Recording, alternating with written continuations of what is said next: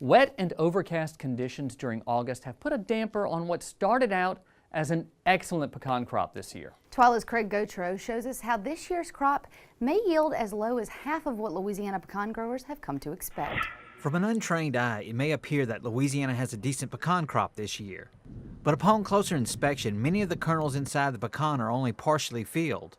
A wet and overcast August is to blame.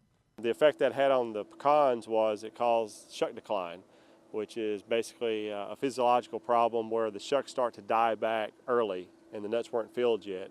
Graham said that earlier projections were for Louisiana's crop to be around 15 million pounds.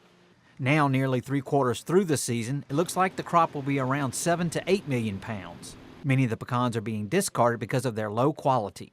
We have a lot we call pops where the kernel just doesn't develop, and those are very, very, very light. And so when you take a load out of the field and you take it into the cleaning plant and start blowing everything, all that lightweight pecans get blown out with the trash. This year's crop has a very high percentage of these pops. Pecan trees have a tendency to produce every other year, and this year was expected to be a good one for much of Louisiana. We have in pecans what we call on and off years. And what that means is a pecan tree will produce a really heavy crop one year, and it uses so much energy to produce that crop, the following year it'll have a very light crop, like it recovers from the previous year. Georgia, the nation's largest pecan-producing state, is facing similar issues, but don't expect to see a major shortage of pecans.